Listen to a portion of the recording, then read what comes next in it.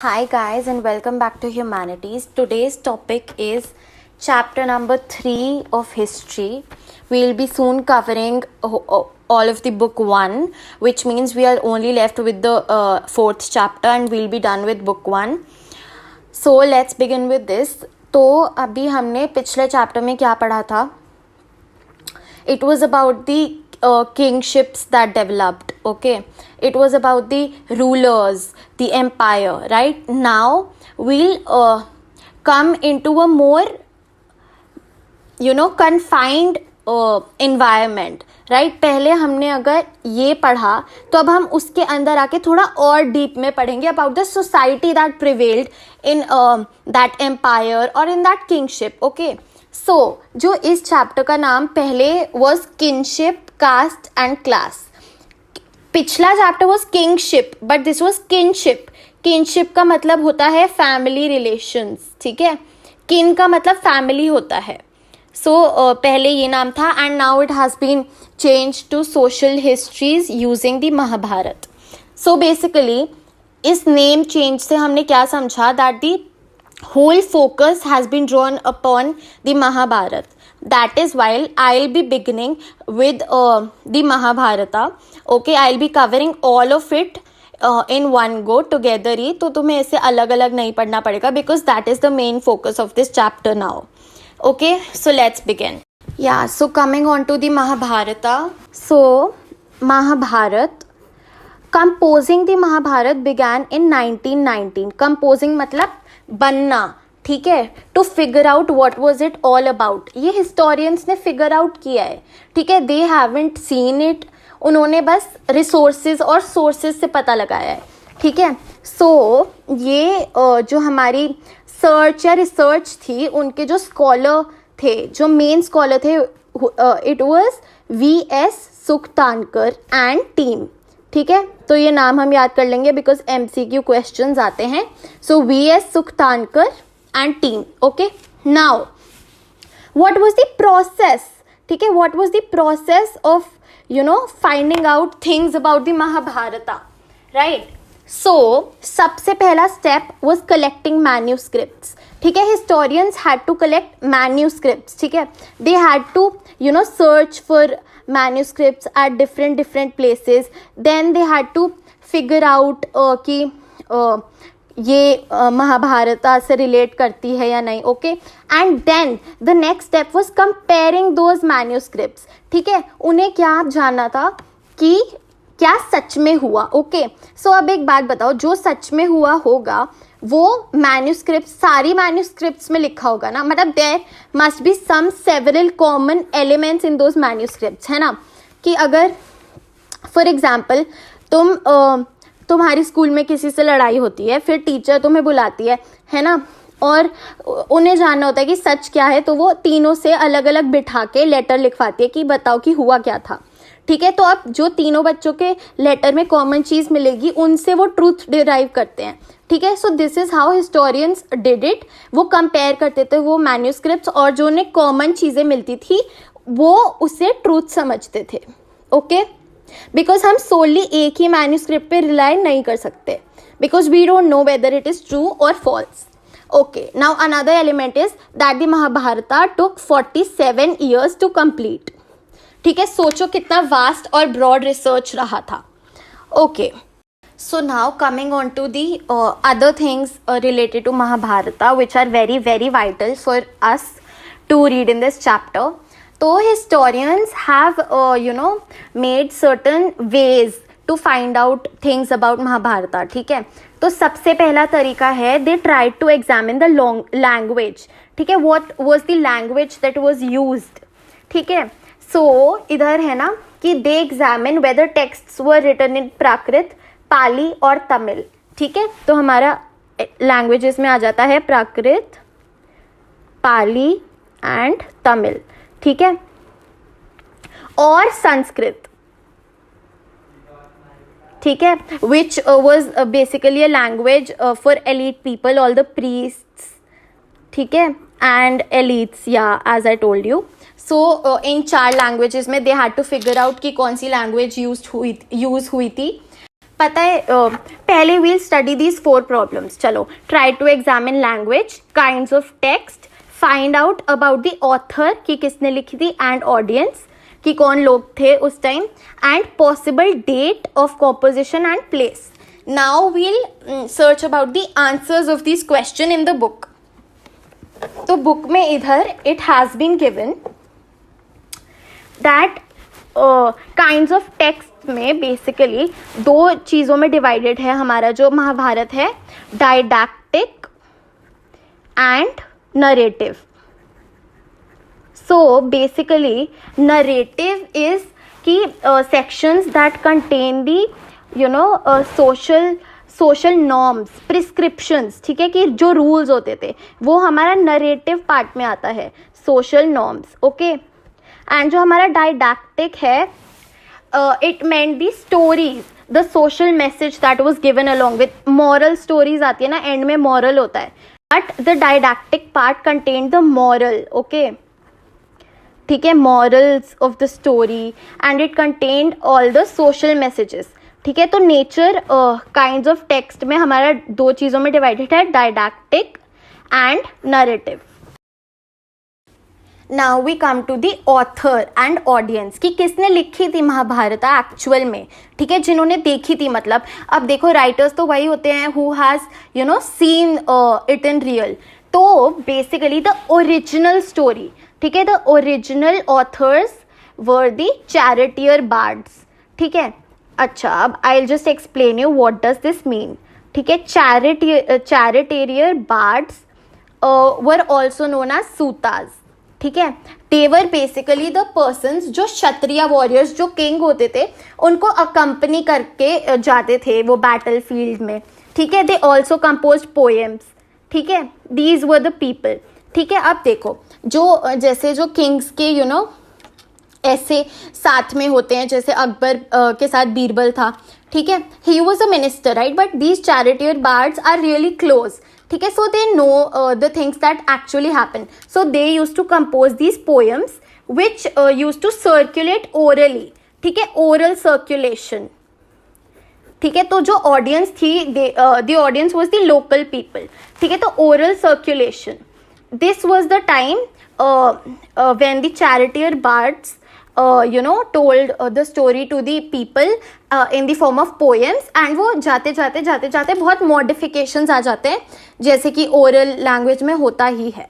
Okay, जैसे तुम वो गेम खेलते हो चाइनीज विस्पर, है ना, उसमें एक वर्ड होता क्या है, एंड में निकलता क्या है, तो that is why they use to compare those manuscripts. ठीक है, बिकॉज बहुत सारी उसमें र्यूमर्स होते थे, रियल नहीं होता था. And then we come to the possible date and composition. अब obviously possible date, we'll just read here. The composition of the text was between 200 BC to 200 CE. You have to remember this, 200 BCE to 200 CE. This was the date of the composition, मतलब इसके बीच में कहीं. ठीक है, 200 BCE to 200 CE. This was the period when the worship of Vishnu was grown in importance and Krishna was मतलब विष्णु जी को कृष्णा जी ही बोलते हैं. ठीक है, बिकॉज कृष्ण जी ही मेन फोकस थे ना महाभारता में. So this was the period when importance grew. तो इससे historians have founded this out. Okay, and one more thing कि ये जो कॉम्पोजिशन है ना, ऑथर किसे पॉपुलरली बोलते हैं, व्यासा को. ठीक है, Ved Vyas was the author, जिसे हम देखो लिखा है, this enormous composition is traditionally attributed to a sage named Vyasa. His full name was Ved Vyas.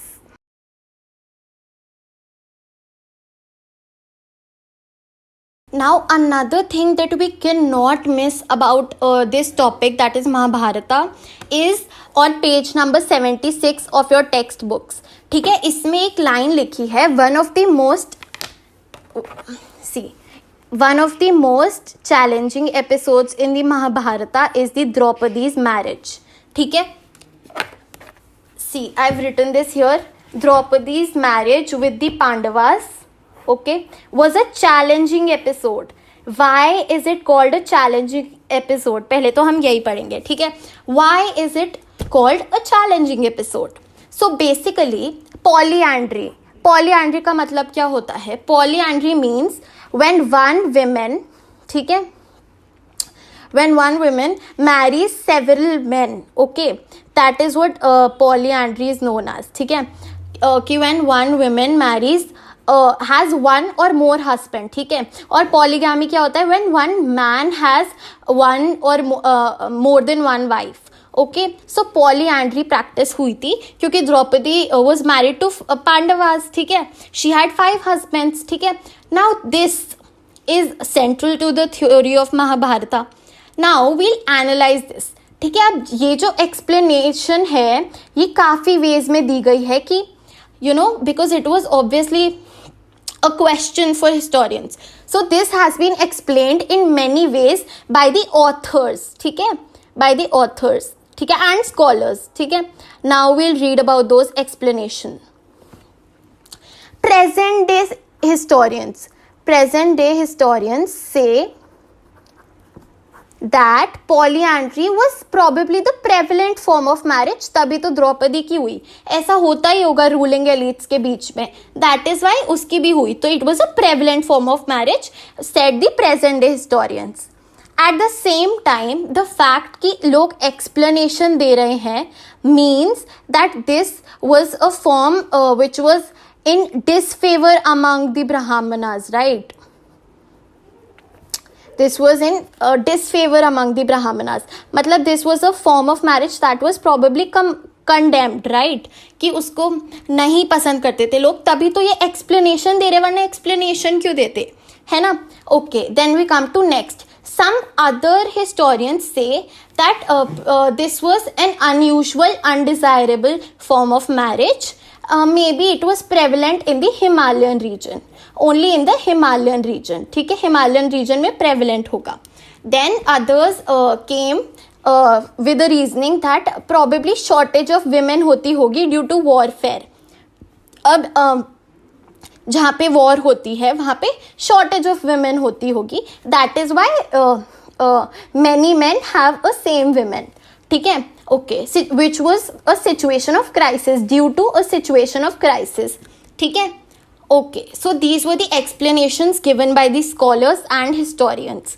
But now we'll talk about the sources, ठीक है. Sources क्या कहते हैं? Some early sources, पहले के sources say that polyandry was not the only most prevalent form of marriage. यानी वो prevalent तो नहीं थी, और भी बहुत forms of marriage prevalent थे. So this is everything that you need to know, क्योंकि ये हमारा आता है, आ सकता है. It is important, you need to know these explanations and reasoning and especially the meaning of polyandry. So now we come to our next topic, which is the ideal of Petrellini. Now I'll be covering some topics for the short answers. ये ना जो topics हैं ये long answers में नहीं आते. These are very very very essential for your understanding of this chapter. ठीक है. So the ideal of patriliny. So इससे पहले हम ये पढ़ें, we should know the meaning of patriliny. अब देखो, patriliny means tracing descent from the father's side, father to son and then to grandson and so on, ठीक है. It means basically the male is the head of the household, ठीक है. The male is the head of the household. ये होता है पेट्रिलिनी. You all know we live in a patrilineal society till now, है ना. So अब देखो, जो आइडियल पेट्रिलिनी थी, it existed before composition of the epic. Epic का क्या मतलब है इधर? एपिक मीन्स महाभारता, ठीक है. सो पेट्रिलिनी उससे पहले ही एग्जिस्ट करती थी, but the composition of Mahabharata reinforce that it was valuable, क्योंकि महाभारता में तो पेट्रिलिनी ही दिखाई गई है. सो महाभारता ने उसे बहुत वैल्यूएबल और इम्पोर्टेंट बता दिया एज अ एविडेंस देके, ठीक है, बिकॉज महाभारता में भी यूज करी गई है. हाँ, then we come to the next point that son could claim resources of their fathers after the fathers died, ठीक है, after the death of their fathers, ठीक है. they could even claim the thrones, ठीक है, अगर उनके पापा king थे तो वो भी किंग बन जाते थे. This was patriliny. Okay, then most ruling dynasties followed this tradition. However, there has been variations in practice. सबका कुछ अलग अलग तरीका रहा है कि अगर बेटा नहीं बना तो चाचा बन गया, something like that. But this has been followed in majority of the dynasties. Also, when we talk about the ideal of patrilineal, एक बहुत important question बनता है कि which was the dynasty which did not follow this. ठीक है, ऐसी कौन सी डायनास्टी थी which did not follow patriliny? It was the Satavahanas. ठीक है, Satavahanas did not follow patriliny. उन्होंने मेट्रोनिमिक्स फॉलो किया था. Matronymics which meant tracing descent from the side of the mother. ठीक है, तो Satavahanas were the ones who did not follow patrilineal. On the other hand, they followed metronymics. Okay.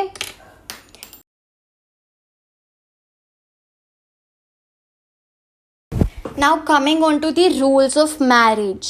ठीक है, what were the rules of marriage that were laid down by the Brahmanas? Okay, तो इसका सबसे पहला starting point है कि importance. ठीक है, while sons were considered important for the maintenance of patrilineal, है ना, because they were the one जिन्हें आगे थ्रोन को यूज करना था. The sons were important for the continuity of patrilineal. However, daughters were considered different in this framework. ठीक है, they were not important for the continuity of patrilineal. They were, regarded differently in this framework. So, they had no claims to resources of the household. ठीक है, यानी no right to ownership of property. ठीक है, no use of the ornaments. They did not have any authority over it. So, and now coming to the rules of marriage, marrying outside the kin मैंने बताया family was desirable. Now outside the kin means कि तुम अपने गोत्र, जो तुम्हारा गोत्र है उसको छोड़ के बाहर शादी करते हो, outside your family. ठीक है, this is known as exogamy. ठीक है, and इसका opposite क्या होता है? Endogamy. Right? Okay, now proceeding further, exogamy meant that the lives of these, girls were carefully regulated. They were married at the right time to the right person. ठीक है, here we are talking about the elite, elite households, the kings, the queens. ठीक है, so these lives were carefully regulated. Now, Kanyadan, which is the gift of a daughter by his father, was an essential ceremony which came up in that time. Now, this was all about the rules, and ये rules किसने लिखे? Brahmanas laid down these rules in Dharmashastras and Dharmasutras. These were the two books or two holy texts जिसमें rules लिखे जाते थे for kings and for society in general. Now, जो धर्मशास्त्रास and Dharmasutras है, Brahmanas claimed that these were universally applicable. ठीक है, everybody had to follow them. ठीक है, यूनिवर्सली सब पे अप्लाई करते हैं and everybody has to follow them. So according to these text there were 8 forms of marriage. 4 were right forms of marriage and the other 4 were condemned. ठीक है, उन्हें अच्छा नहीं माना जाता था. Now talking about the gotra. Gotra in itself is a huge topic. Basically, so the Gotra was also important in the rules of marriage. Now coming to another important topic. This is very important for short answers and also for your understanding and for your future. This is something very basic that you need to know. Okay. So what was the difference between Varnas and Jatis? ठीक है, so we'll study this. There were basically 4 Varnas. We all know it: Brahmanas, Kshatriyas, Vaishyas and Shudras. ठीक है, so these 4 caste distinction is known as Varnas. ठीक है, and what were Jatis? Jatis were a number of categories ठीक है, विच whenever brahmanas encountered new groups, for example जो forest dwellers थे, ठीक है, उन्हें वो एक जाति बना देते थे, ठीक है. फिर जो ऑक्यूपेशन में सेम थे, ठीक है, for example the gold Smiths, ठीक है, उन्हें सुवर्णकारा, ठीक है, दे वर नोन एज सुवर्णकारा, ठीक है, उन्हें एक ग्रुप श्रेणीज और ग्रुप्स में वो बना देते थे, विच वर कॉल्ड देन जातीज, ठीक है. बेसिकली ऑक्यूपेशन या फिर on the nature of their you know life, their living, their life style, for example forest and occupation. So Varnas were based on birth and have been assigned occupational roles. Brahmanas का कुछ role है, that is to read the Vedas, ठीक है, religious practices करना. क्षत्रियास का है to engage in warfare, है ना. वैश्यास का है to present gifts to the Brahmanas, and Shudras का है to serve the above 3 Varnas, ठीक है. So these were the occupational roles of the Varnas. And one major difference is कि Varnas are only 4 in number. However, jatis can be, jatis can be a lot. They are not restricted to any quantity.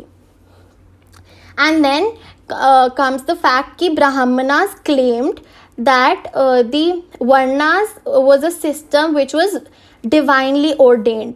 Divinely ordained मतलब उसको ब्राह्मणास को ऊपर से order आए from the God and he made this structure. It was divinely ordained.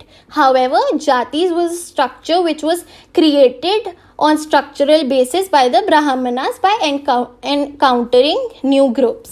ठीक है, so this was all about varnas and jatis. But now we'll study about the varnas in detail. So talking about the varnas further, we'll read about beyond the 4 varnas. अब इसके अंदर हमारे 2 parts आते हैं. एक तो है इंटीग्रेशन, यानी वो कैसे सही आपस में कोऑपरेट करके रहते थे, और एक है कॉन्फ्लिक्ट कि how did they give each other a bad time. ठीक है, which are the demerits of the varna system.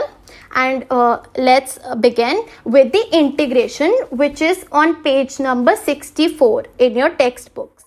ठीक है, so beyond the 4 varnas, integration में हम क्या बात करेंगे.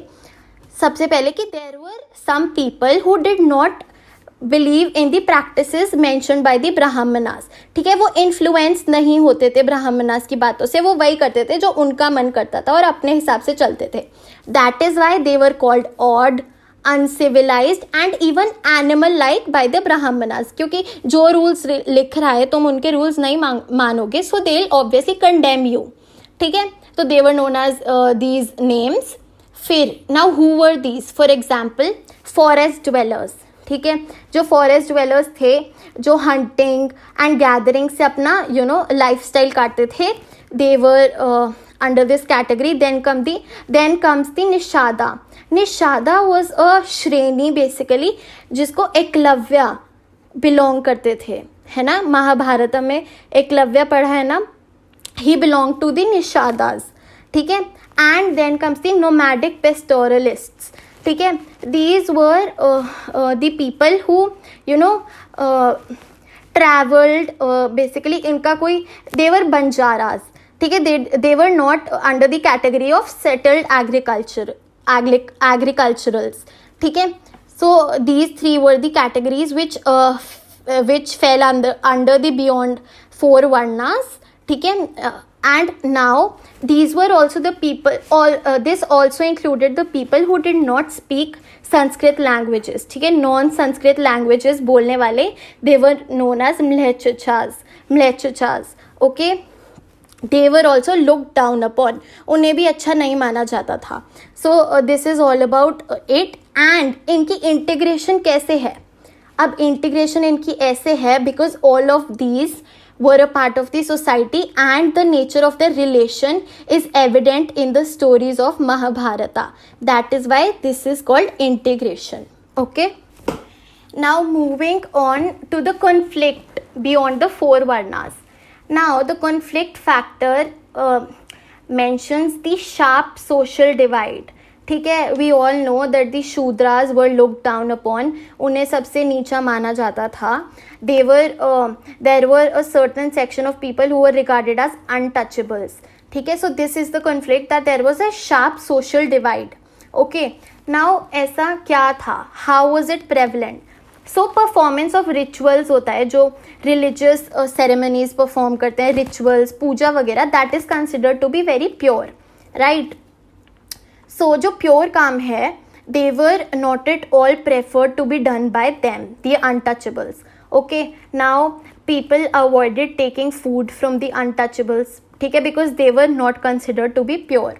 ठीक है, they were considered to be polluting by their activities. The activities that they did were considered to be polluting and non-pure in nature. ठीक है. Now what were these activities?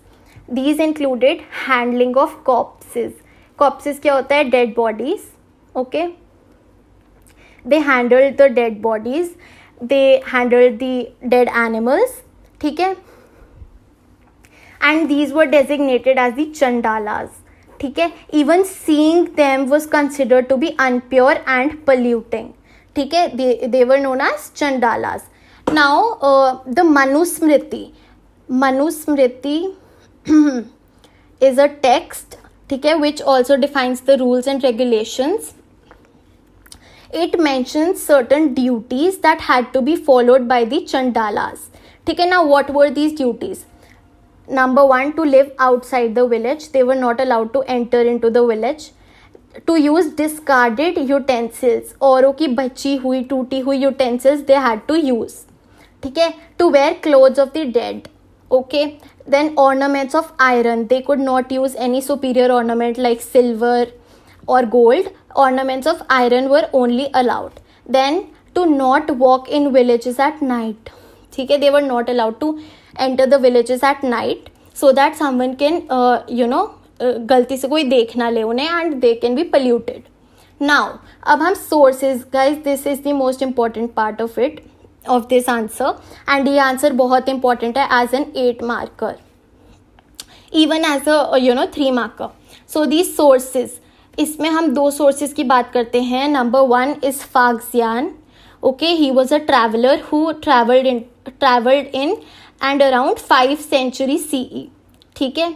Faxian, he noticed that जो चंडालास होते थे ना, उन्हें sound Clapper, ऐसे उन्हें clap करते हुए जाना होता था अगर वो एंटर कर रहे हैं विलेज, ताकि सब संभल जाए और कोई उन्हें देख ना पाए.